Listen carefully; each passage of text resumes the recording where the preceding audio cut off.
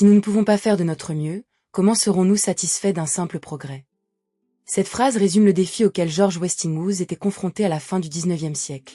À une époque où les chemins de fer symbolisaient l'innovation, la sécurité était préoccupante. Les trains avançaient à des vitesses incroyables, mais leur capacité à s'arrêter en toute sécurité laissait à désirer. Chaque déraillement était un rappel tragique que le progrès devait s'accompagner de mesures de sécurité adéquates. Dans un monde où le transport ferroviaire devenait essentiel, le défi des freins était immense. Les ingénieurs peinaient à trouver une solution efficace. George Westinghouse, visionnaire né en 1846, s'imposa comme une figure clé. Son chef-d'œuvre, les freins à air, était une innovation audacieuse. Avec l'air comprimé, il pouvait assurer un freinage rapide et sécurisé, permettant à chaque wagon d'être contrôlé individuellement.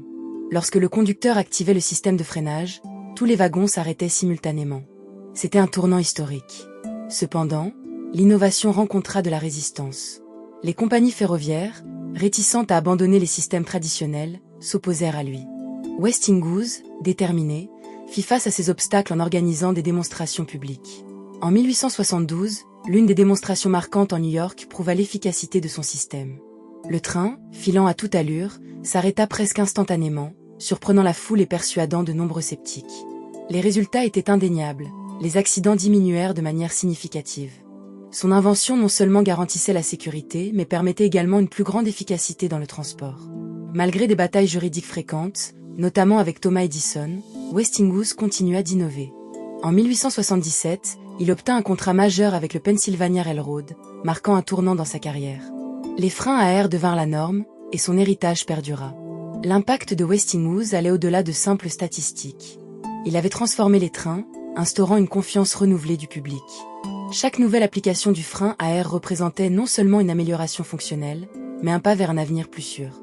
Westinghouse a prouvé que les innovations audacieuses peuvent transformer les normes sociétales.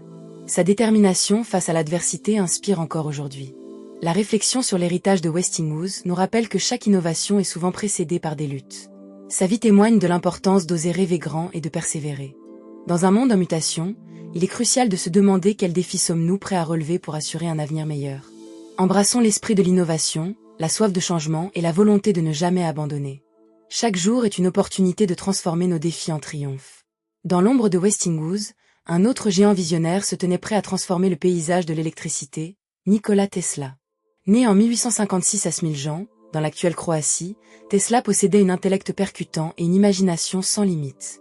En 1884, il émigra vers les États-Unis, emportant avec lui un rêve audacieux. La création d'un système de courant alternatif qui révolutionnerait la distribution d'électricité. Alors que l'Amérique était en proie à la rivalité entre les systèmes de courant continu de Thomas Edison et ceux de Westinghouse, Tesla entra dans cette guerre avec une passion ardente. Tesla collaborait avec Westinghouse, qui le voyait comme un allié précieux dans sa quête pour établir le courant alternatif comme le standard électrique du pays. En 1888, leur partenariat atteignit un tournant décisif. Westinghouse acquit les brevets de Tesla sur le courant alternatif, une décision qui allait changer le cours de l'histoire. Ensemble, ils entreprirent de prouver que le courant alternatif était non seulement plus efficace, mais également plus sûr que le courant continu. Les idées audacieuses de Tesla étaient souvent accueillies avec scepticisme par ses contemporains. Imaginant des systèmes capables de transmettre l'électricité sur de longues distances, il prouvait une fois de plus que son esprit était en avance sur son temps. Les premières démonstrations des systèmes de courant alternatif furent spectaculaires. En 1893, lors de l'exposition mondiale de Chicago, Tesla et Westinghouse illuminèrent le site avec des milliers de lampes à incandescence alimentées par leur système révolutionnaire. Ce moment marquant éblouit le public et démontra de manière éclatante l'efficacité et la sécurité de leur invention. Les foules furent captivées, applaudissant l'éclat de l'électricité qui dansait dans les airs, un spectacle qui semblait tout droit sorti d'un conte de fées. La magie de Tesla avait remporté la bataille, et le courant alternatif triompha, remplaçant progressivement le courant continu d'Edison. Mais derrière cette magie se cachait un esprit tourmenté. Tesla était souvent hanté par des pensées d'isolement et d'incompréhension. Ses innovations étaient, d'une certaine manière, des hymnes à sa douleur. Il voyait ses créations comme des dons à l'humanité, mais elles étaient souvent réduites à des marchandises par des hommes d'affaires moins visionnaires. Lorsqu'il prétendait qu'il pouvait transmettre l'électricité sans fil, beaucoup se moquaient de lui. Pourtant, il persista, convaincu que sa vision était juste.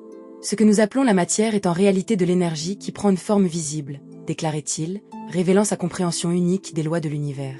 Peu à peu, malgré les obstacles, les inventions de Tesla commencèrent à s'intégrer dans le tissu de la vie quotidienne.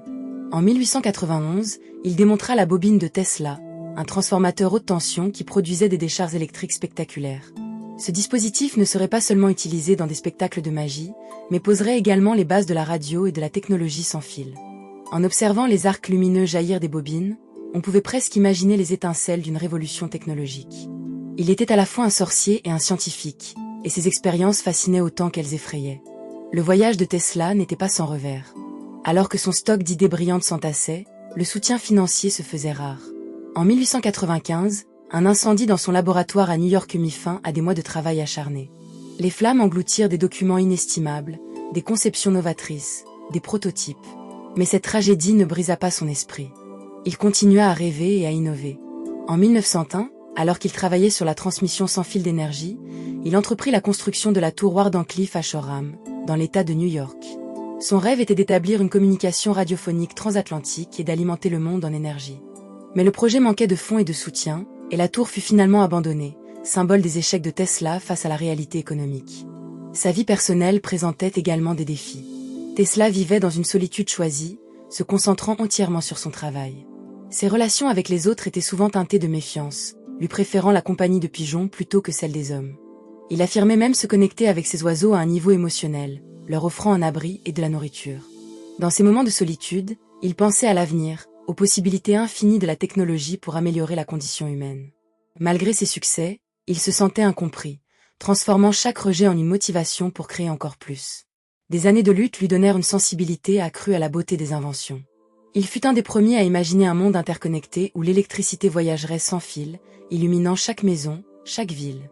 Il croyait fermement que l'humanité pouvait transcender ses limitations. « Je souhaite voir un monde où l'énergie est gratuite pour tous », disait-il, exprimant son espoir et sa vision d'un avenir meilleur. Les dernières années de sa vie furent marquées par un déclin lent mais inéluctable. Tesla, qui avait autrefois été le héros des inventeurs, se retrouva en proie à l'oubli dans un monde qu'il avait tant contribué à changer. En 1943, après une vie de génie, il mourut dans l'anonymat, dans sa chambre d'hôtel à New York. L'héritage de Tesla, bien que longtemps éclipsé, finit par émerveiller les générations suivantes. Son rêve d'un monde interconnecté et alimenté par l'énergie sans fil commence enfin à prendre forme dans la société moderne. Aujourd'hui, nous utilisons sa technologie sans nous en rendre compte, révélant la profondeur de sa vision.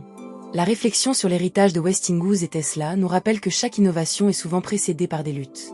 Leur vie témoigne de l'importance d'oser rêver grand et de persévérer. Dans un monde en mutation, il est crucial de se demander quels défis sommes-nous prêts à relever pour assurer un avenir meilleur. Embrassons l'esprit de l'innovation, la soif de changement et la volonté de ne jamais abandonner. Chaque jour est une opportunité de transformer nos défis en triomphe.